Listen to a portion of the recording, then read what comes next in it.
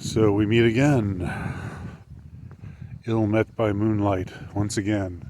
Actually, no moonlight to speak of. It is a moonless night, and it's quite appropriate to be walking into the darkness of the night for the subject matter of this video, which is this fantastic new movie. I was going to say fantastic new horror movie, but I think it's just a fantastic movie generally. I think it transcends its genre and just becomes a great movie. I would say probably my favorite of the year so far. I know there hasn't been that much. I haven't seen that many movies this year, and not that much of the year has elapsed yet. But I'm imagining that by the time the year's over, this might be my pick for number one movie of 2024. If I were to make a pick for the best movie of the year, which I've never really done before. In any case, I enjoyed it a lot. Now, I'm not going to talk about the AI controversy. It doesn't particularly interest me that much. Perhaps you've heard about it. There's been this movie has gotten some buzz, and I think it has all the makings of being a cult, accumulating a cult and becoming a movie that's talked about for years and years. It's really special and unique, I believe, in that sense. But for all of the positive buzz it's acquired over the last few days, I guess there's been some people who've been down on it and urging others to boycott it because it uses AI images on certain occasions. According to the makers of the movie, it's only on these rare instances, and they say that the AI images have been worked on by other real artists. So that's their defense. I personally don't think an artist has to defend the way that he creates his craft, provided that he's not doing something immoral, provided that he's not, hurting anyone, killing anyone, doing harm to anyone. I don't think anyone has a right to be hired as an artist on a movie, especially a low budget movie. When you don't have a lot to work with. I can see how AI would be your friend, and I don't really have a problem with that. So that's my take. I guess I did end up talking about it, but that's my take on that matter. But more to the point, the movie itself is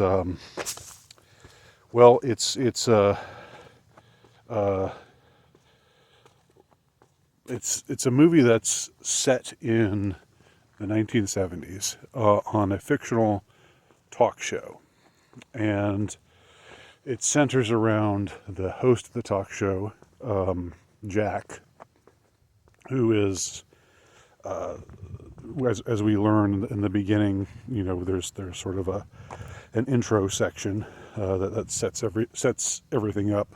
Most of the movie is found footage of this one particular night when this talk show was filmed and all this crazy stuff happened. And I guess it never ended up airing because for obvious reasons. Well, or maybe it did air because I guess it was live, right? So anyway, I'm not.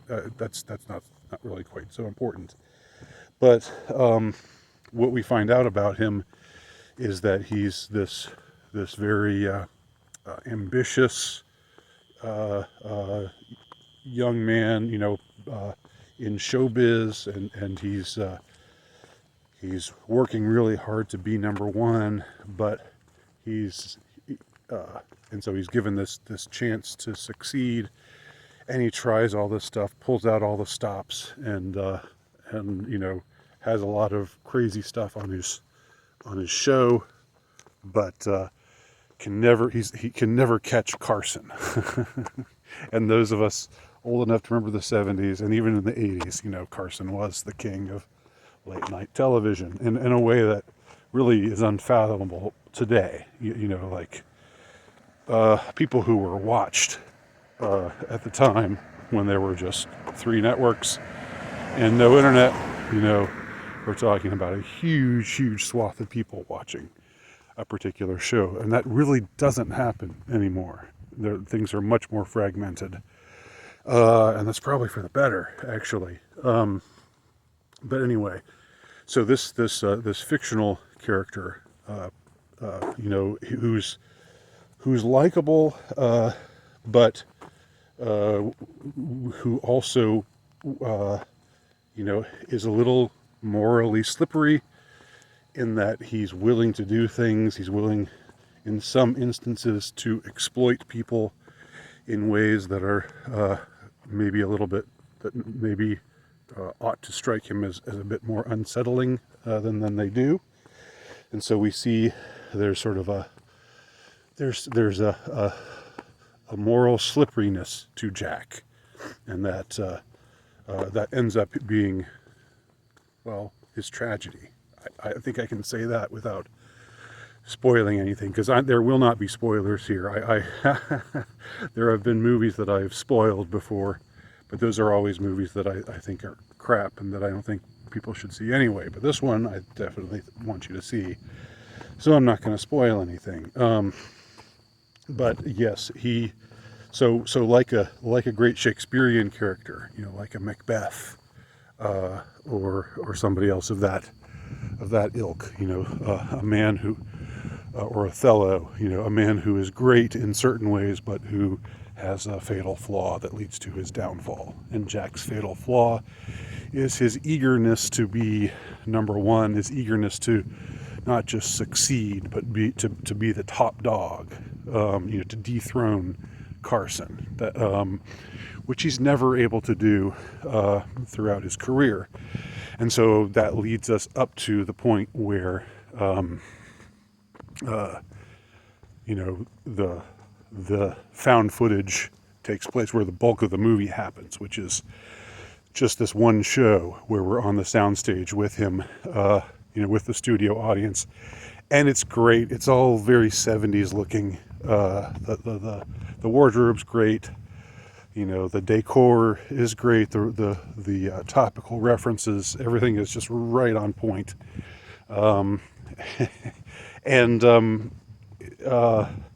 So it's got that going for it. It definitely has a sense of humor. It's got a lot of funny parts, a lot of laugh lines, but ultimately it's it's a horror movie, but it's also like I said, like a drama and a tragedy. A human tragedy. Not to sound too much like Tommy Wiseau or anything. Human behavior, but so the bulk of the movie is just us watching this show, and we see this is sort of the Jack's last chance. His contract is about to expire. He's somebody who's given a lot of himself, and he's in his personal life, he's given a lot, and I'm not going to go into that anymore. I'm not going to go into any more detail about that, except to say that the movie is really incredibly topical, and this is probably partly why it resonated so much with me. It's very much in tune with the kind of things that we're hearing about celebrity today. Including some of the stuff that's still considered conspiratorial, if I can talk,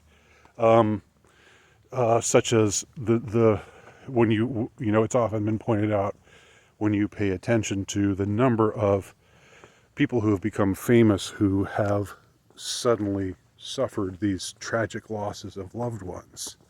And the amount of times that we've seen that happen, to the point where when it's been whispered about anyway, that some of these might be sacrifices that these people are making to achieve or attain fame. This is even something that Ye talked about once, in one of his videos when he was doing his edgy stuff a couple years ago. He's kind of, I don't know, he's kind of become somebody. I don't really know what Ye's current, what I would say about Ye's current incarnation. But about a year and a half ago, when he was really courting the controversy, he made reference to this, and I think others have also made reference to this phenomenon. So that's an issue in this movie. That's what it becomes about is what you're willing to sacrifice for fame. What are you willing to give up? Not just of yourself, not just of your humanity per se, but like literally, who might you be willing to sacrifice in your life?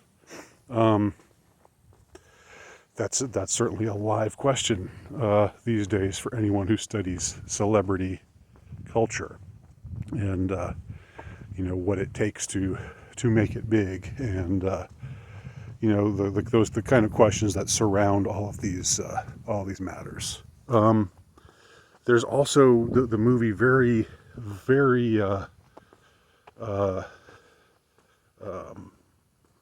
pointedly references Bohemian Grove. Now, it doesn't call it Bohemian Grove, it just calls it The Grove. But I think that they use actual footage from Bohemian Grove when they're referencing it. And Jack's show he's called The Night Owl, and there's an owl over his owl logo that he has that's part of his the emblem of his show. And of course, if you know Bohemian Grove, you know that the 20-foot Moloch owl, or whatever the hell it is, the thing that they caught live on tape that time, the thing that Alex Jones caught on video way back when. And some people say that was all a setup, and that Alex Jones is a part of it all. But I'm not interested in those questions right now. But just the fact that the movie actually references Bohemian Grove directly, to the point where there's really no doubt that that's what they're talking about, is pretty interesting. There's also references to the Church of Satan. There's an Anton LaVey-esque character who ends up playing a role in the story, and a part of the story involves the question of the supernatural, and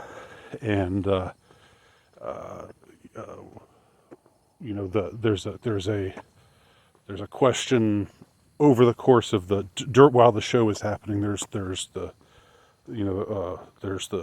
conflict between belief and skepticism, which the skeptic has his side, he has his time. He's a totally obnoxious character. He must be based on somebody. I can't think of who he is right now. I don't know all of the figures from that era. Or I probably don't know all of what's being referenced. But it's the movie is. That's another thing I would add about the movie, is that it seems very steeped in. It's while it's so contemporary in so many ways, like with the whole AI question, and there's some elements of analog horror-esque. There's some moments that are definitely analog horror influenced. but it's also a movie that's set in the past and steeped in these, in the culture of the 70s. And so it's very interesting to have this clash between, uh, you know, contemporary sensibilities and past, an aesthetic that is very of the past. It makes for an interesting movie. So, so all this plays out. There's a lot that happens. There's humor. There's horror. There's pathos, and when it's over, it all comes full circle, and you see that everything that was happening that night, everything that happens with the various eclectic guests who he has on the show with him, including a girl who was raised in a satanic cult, and who the woman who adopted her, has sort of believes that she says she prefers the term psychic infestation to demonic possession, which sounds like the UAP versus UFO distinction. That's something that happens. But anyway, without spoiling anything, it all comes together, and we see that it's ultimately all about Jack. That this night, the things that are happening, and what he has going on, all the stuff that he's got, that he's trying desperately to use to buttress his career, to finally beat Carson in the ratings, and give himself this boost that'll really make him the king of late night talk television. Everything that he's trying to control, he really has no control over. And I think that's, it all comes together in a way that's very, in a way, sad, but also in a way satisfying. It's sort of like with these tragic Shakespearean characters, like with Macbeth. It's difficult, or Othello, or somebody. I guess those would be the big two. There's something really tragic about seeing these sorts of characters who have a greatness to them, who could be great men, just slip and slide down the path to the dark side, and then find out all along that they were never masters, that they've always been, they've always just been being played the whole time. So it all comes together in a way where we see the tragedy of Jack's life and the choices that he's made, and where he ends up. And again, without giving anything away, where he ends up is in a state where he desperately wishes that it's not real, and he's trying to get himself out of it. He's trying to he wants to believe that he's just under hypnosis and that none of this is real, but it is real, and that's the thing. Evil is real, and the choices that you make have consequences. And when you choose to embrace evil to further yourself, to further your own ambitions, the consequences are tragic. So, definite recommendation. Thumbs way, way, way up. I'll definitely be seeing it again, and if you're not into horror, if you really don't like gore, then I guess you probably should avoid this movie. But I think even if you're not a horror buff, and I don't consider myself a horror buff at all. It's just my daughter's kind of a horror buff, and so a bond that we have as we see scary movies together. And so we saw that's the movie that we saw tonight. We both really liked it. I think from Hannah and I, 2 thumbs up. So yeah, you don't have to be a horror fan to like it. I think you just if you appreciate a good story, if you appreciate great acting. I thought all of the acting, the various characters, the various people that surround Jack, the showbiz kind of people, like he's got a sleazy manager, like coked up guy, who's got this great energy. He's got this sort of Ed McMahon, pratfall, second banana guy on the show with him, who's also really good. This, like I said, this skeptic guy, and all the others who have smaller roles. Everybody's really quite compelling, and quite effective. There's no big name people in this movie. There's nobody I know, nobody whom I recognized. So that's always, to me, a plus. It's fine for there to be. I mean, I'm nothing against movie stars, nothing against recognizable actors and such, but I really do like when you have an ensemble that gets together and there's something more. I guess I have a bias in favor of that kind of movie where you don't recognize anybody, you don't know anybody, but they're all great in it, and together they all put on a great movie.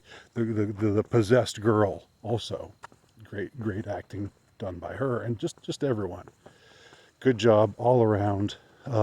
So yeah, so there you go. Late Night with the Devil. See it. Thanks for watching.